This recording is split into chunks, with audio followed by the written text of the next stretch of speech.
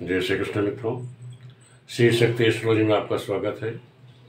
आज मैं आपको बताऊंगा पुष्कर नवांश के बारे में। पुष्कर नवांश को आप जैसे नवांश कुंडली आप लोग बनाते हैं, आप लोगों को नवांश कुंडली बनानी सिखा दी थी मैंने।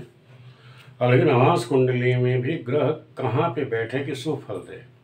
जैसे हमने देखा कि नवांश कुंडली में एक राशि यानी एक राशि होती है 30 डिग्री की, तो उसके 9 भाग करे जाते हैं। नवांश को 9 भाग किए आपने, 3 अंश 20 कला के, इसमें 9 भाग हो जाते हैं और 12 राशियों के 108 भाग हो गए, यानी 108 नवांश हो गए।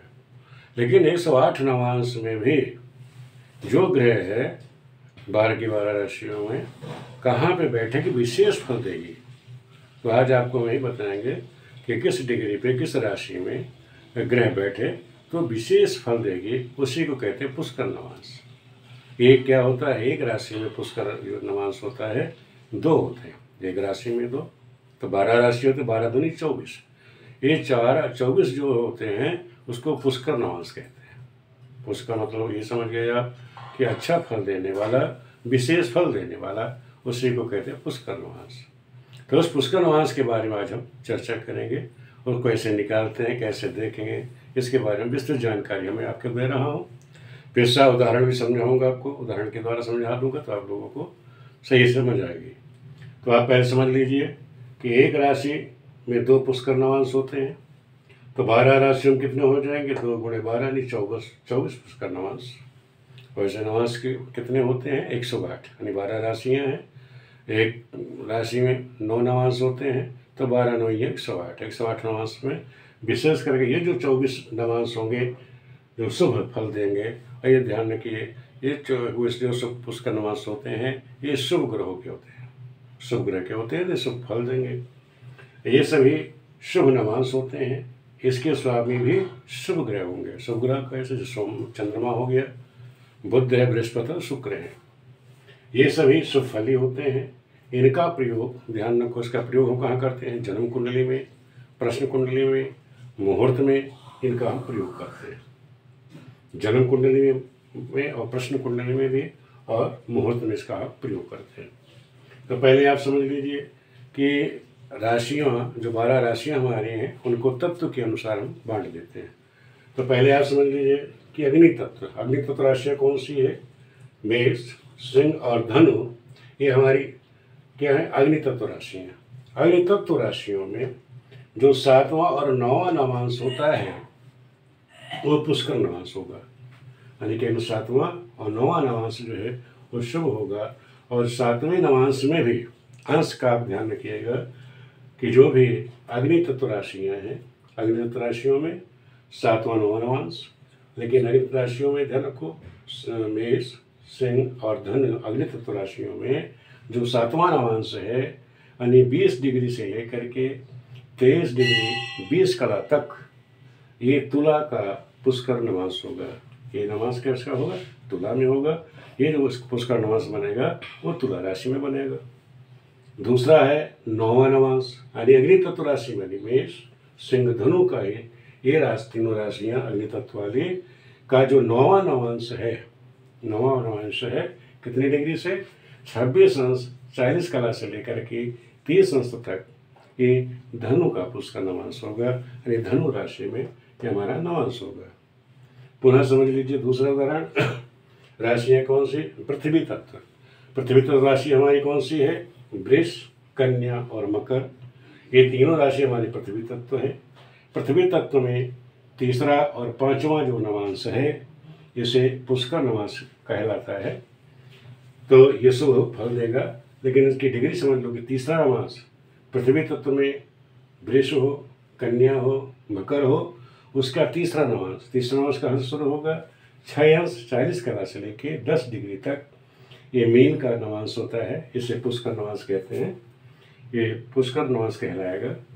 इसी तरह पृथ्वी तत्व में 2, 6, 10, पृथ्वी तत्व में 5वां जो नवांश है, 5वां नवांश कितने डिग्री से शुरू होगा, 13 अंश 20 कला से लेके 16 अंश 40 कला तक ये वृष के में रहेगा, वृष का नवांश रहेगा, ये पुष्कर नवांश कहलाएगा, ये शुभ कहलाएगा। इस तरह अग्नि तत्व पृथ्वी तत्व का हो गया। अब चौथा समझ लीजिए वायु तत्व। वायु तत्व राशि हमारी कौन सी है, मिथुन, तुला और कुंभ। ये वायु तत्व राशियाँ हैं। वायु तत्व राशियों में छठवां और छठवां आठवां जो नवांश है ये जो है पुष्कर नवांश कहलाता है, शुभ कहलाता है। इसमें ध्यान रखिए, डिग्री ध्यान रखिए, छठा नवांश कहाँ से शुरू होगा? 16 अंश 40 कला से लेकर के 20 अंश तक मीन का नवांश होगा, यानी पुष्कर नवांश कहलाएगा ये। दूसरा वायु तत्व राशि में आठवां नवांश कहाँ से शुरू है? 23 अंश 20 कला से लेके 26 अंश 40 कला तक ये वृष राशि के पुष्कर नवांश में होगा। और वायु तत्व हो गया आपका अग्नि, पृथ्वी, वायु तत्व। अब हम लेते हैं जल तत्व। जल तत्व राशि हमारी कौन है? कर्क, वृश्चिक और मीन। ये वृश्चिक राशि जो हमारी जल तत्व राशियाँ हैं, जल तत्व राशियों में पहला और तीसरा नवांश ये शुभ होता है, यानी कहना पुष्कर नवांश होता है। लेकिन पहला नवांश कहाँ से शुरू होगा? 0 से लेके 3 अंश 20 कला तक, यानी कर्क का। आपने जाना कि जो कर्क राशि है, कर्क वृश्चिक मीन जो हम नवांश साधन करते हैं तो पहला नवांश किसका होता है? उसी राशि कर्क राशि से ही प्रारंभ होती हम गणना करते हैं। तो पहला नवांश उसी का होगा, कर्क का होगा। और इसी में जल तत्व में 4, 8, 12 दूसरा दिन का नवांश है, वो तीसरा है। तीसरा नवांश कहाँ से शुरू होगा? 6 अंश 40 कला से लेकर के 10 अंश तक, यानी कन्या का नवांश होगा, यानी पुष्कर नवांश जो है वो कन्या का होगा। उसमें जो नवांश बनेगा कन्या राशि में वो पुष्कर नवांश होगा। इस तरह से हम कहते हैं कि ये बने हमारे 24। देखो हर राशि में मेष, सिंह, धनु, इन 3 राशि मिली, इसमें 2 हो गए, पृथ्वी तत्व में 2 हो गए, वायु तत्व में 2, इसी तरह जल तत्व में 2, यानी 12 राशियों में 2-2 हो गए, यानी 12 दूनी 24। ये 24 जो नवांश आपके बने ये पुष्कर नवांश हैं। इन राशियों में बनेंगे, ये पुष्कर नवांश बनता है। ये समझ लो ये विशेष फल देगा। इसमें अगर कोई ग्रह आपकी बैठ गई, आपने कुंडली आपकी बनाई, जो कुंडली बनाते हैं नवांश बनाते हैं, उनकी स्थिति इन डिग्रियों के बीच में ग्रह आपका स्थित हो गया तो यह समझ लो विशेष फल देगा, उत्तम फल देगा। और आप समझ लीजिए इसमें वर्गोत्तम आप देखिए कैसे देखेंगे कि पंचम नवांश ये तो हो गया इस नवांश। उसके बाद 5वां नवांश जो होता है 13 अंश 20 कला से लेकर 16 और 40 तक, ये वर्गोत्तम होता है। किसके लिए? स्थिर राशियों के लिए। ये ध्यान रखो, पंचम नवांश 13 डिग्री 20 कला से लेकर 16 अंश 40 कला तक वर्गोत्तम होता है। स्थिर राशियाँ, स्थिर राशि कौन सी हैं? 2, 5, 8, 11। स्थिर राशि मैंने आपको बता रखी है 2, 5, 8, 11, यानी वृष, सिंह, वृश्चिक और कुंभ में ये ध्यान रखो स्थिर राशियों में 13 डिग्री इतने से लेकर 16 40 तक ये वर्गोत्तम होता है, अच्छा फल देता है। अगर इस तरह डिग्री में कोई भी ग्रह की बैठेगी तो समझो वर्गोत्तम कहलाएगी। कर्क राशि में पहला नवांश वर्गोत्तम होता है, और धनु राशि में 9वां नवांश भी वर्गोत्तम होता है। तो ये विशेष फलदायक होते हैं। जो ग्रह इसमें स्थित हो, जब हमने कुंडली बनाई, जो भी ग्रह इसमें स्थित होगी वो विशेष शुभ फलदायक होगी, उत्तम फल देने वाली होगी। अब मैं आपको बताऊंगा, इसका आपको उदाहरण के द्वारा समझाता हूँ जिससे आपके समझ में आए। ये तो मैंने आपको सूत्र की तरह से समझा दिया, अब आपको प्रैक्टिकल समझा दिया। अब आप समझिए कि मैंने मिथुन लग्न की कुंडली है, किसी मिथुन लग्न की कुंडली है, कर्क राशि में चंद्रमा बैठा हुआ है, कन्या में राहु है, धनु में सूर्य बुध बैठे हैं, मकर राशि में मंगल है, बुध है, शुक्र है, कुंभ राशि में शनि है और मीन का ये केतु बैठा हुआ है। इसकी नवांश कुंडली बनी है इस बच्चे की। वृश्चिक लग्न है, इसका नवांश आया है, और मंगल ग्रह कुंभ के नवांश में है, और केतु बृहस्पति के, बुध मेष राशि में बुध है, और वृष में शनि है, मिथुन में बृहस्पति है, और कन्या में शुक्र, राहु, चंद्र और तुला में सूर्य। ये नवांश में ग्रहों की स्थिति है नवांश कुंडली में। अब हमको निकालना है पुष्कर नवांश। हम देखें कि पुष्कर नवांश आप देखोगे कैसे। आप पहले शुभ ग्रह, मैंने कहा कि शुभ ग्रहों का फल देखते हैं। शुभ ग्रह इसमें क्या है? चंद्रमा। चंद्रमा कितना है? 3 राशि यानी कर्क राशि में 9 डिग्री।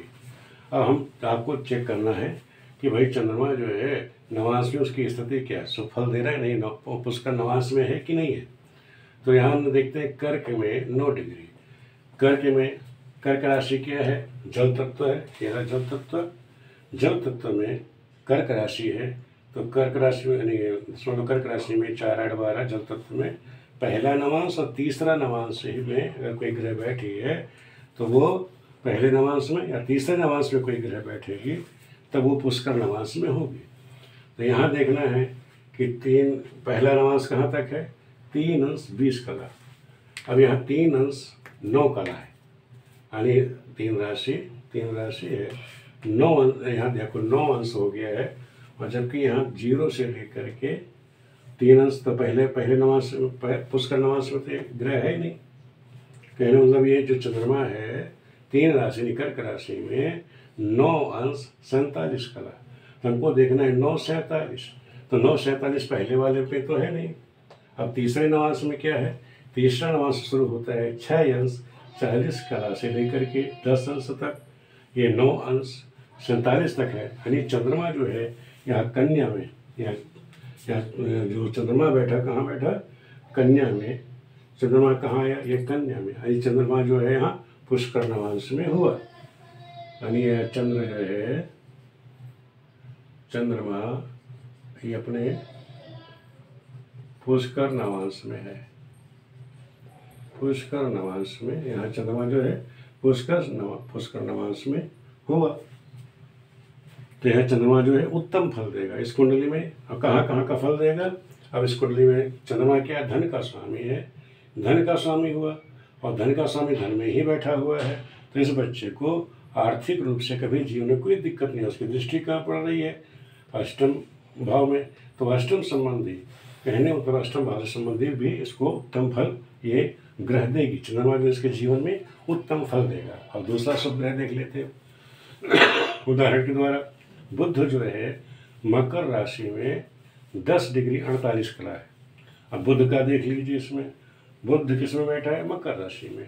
मकर राशि क्या होता है, पृथ्वी तत्व। और पृथ्वी तत्व में ये ध्यान रखें, कोई ग्रह शुभ ग्रह अगर 2 6 10 में पृथ्वी तत्व में कोई ग्रह बैठे तो तीसरा और 5वां नवांश जो है शुभ फलदायी होता है।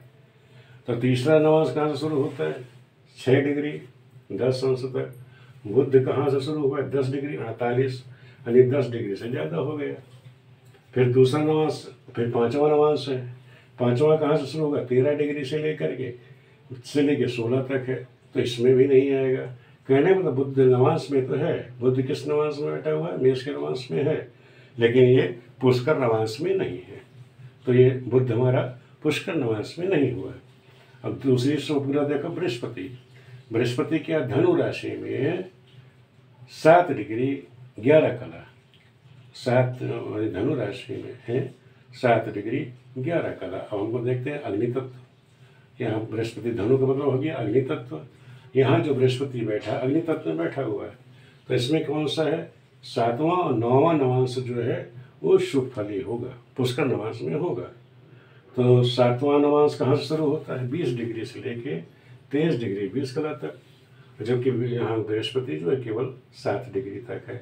तो 7 डिग्री का मतलब हो गया 20 में आएगा, ना 7वें में आएगा, ना 26 7वें ना 9वें में आएगा। तो कहने मतलब यहाँ बृहस्पति का जो नवांश है या मिथुन नवांश में है, लेकिन वो पुष्कर नवांश में नहीं है। नवांश में बैठा है मिथुन के, पुष्कर नवांश में नहीं है।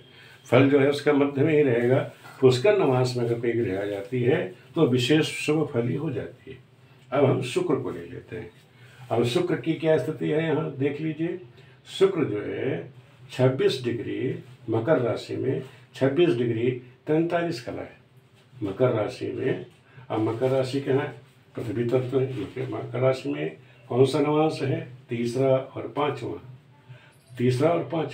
अब 5वां नवांश कहाँ से होता है, 13 से लेकर 16 डिग्री तक, लेकिन यहाँ ये 26 डिग्री है। तो कहने तो शुक्र भी जो है बैठेगा कन्या राशि में। नवांश में कन्या में है, लेकिन पुष्कर नवांश में ये नहीं है। अब और भी ग्रह, ये तो मैंने ले लिया, सूर्य है, बुध है, गुरु है, शुक्र है, इन सब ग्रहों का ले लिया। इस तरह से आप अन्य ग्रहों का भी निकाल सकते हैं केवल जैसे हमने शुभ ग्रह देखे कि जो चंद्रमा था, केवल चंद्रमा का जो डिग्री थी, चंद्रमा कर्क राशि में 9:47 कला था। तो यहाँ जल तत्व में 4, 8, 12, जल तत्व में पहला और तीसरा नवांश जो है वो पुष्कर नवांश है। तो पहले नवांश तो 0 से 30 डिग्री में चंद्रमा नहीं आया, लेकिन 9:47 कला था, तो यहाँ 6 से लेकर 10 अंश तक था, यानी कन्या के नवांश में, कन्या का जो पुष्कर नवांश था उसमें चंद्रमा स्थित है, जिसमें चंद्रमा शुभ फली उत्तम फलदायक होगा। अगर किसी की कुंडली में एक ग्रह भी अगर पुष्कर नवांश में आ जाती है तो बच्चा उत्तम फल होगा, उसके जीवन में उत्तम फल होगा। जैसे जो जहाँ चंद्रमा जिस भाव का स्वामी है उस भाव को, और जहाँ पर दृष्टि डाल रहा है उन दोनों भावों को, वहाँ उत्तम फल देगा। जैसे ये चंद्रमा धनु भाव में बैठा है, वो धन भाव में बैठा है और उसकी दृष्टि अष्टम में पड़ रही है, इन दोनों भावों से संबंधित वो उत्तम फल देगा। इस तरह मैंने आज आपको बताया कि पुष्कर नवांश कैसे आप देखेंगे और उसका प्रयोग कैसे देखेंगे। तो आप लोगों को समझ में आ गई है तो बिल्कुल कमेंट करिए, लाइक करिएगा। कोई चीज़ समझ में नहीं आती है आप लोग दोबारा करिए, मैं आपको दोबारा समझा दूंगा, क्योंकि आप लोग नवांश तो समझ जाते हैं, कुंडली बना लेते हैं, खूब गणना करते हैं, खूब फलित बोलते हैं, लेकिन जब तक हमको पूर्ण ज्ञान नहीं होता है, नवांश देख करके खूब आप लोग बोलते हैं, लेकिन ध्यान रखें अगर आप पुष्कर नवांश के बारे में आपको ज्ञान नहीं है कि ग्रह जो नवांश में बैठी है, नवांश में भी पुष्कर नवांश क्या होता है, कहाँ पर वो विशेष फल देगी, अच्छा फल देगी, इसके बारे में हमें ज्ञान होना चाहिए कि ग्रह कहाँ फल देती है। यही अच्छे ज्योतिषी का कार्य है। वीडियो देखने के लिए आप सभी मित्रों का बहुत बहुत धन्यवाद।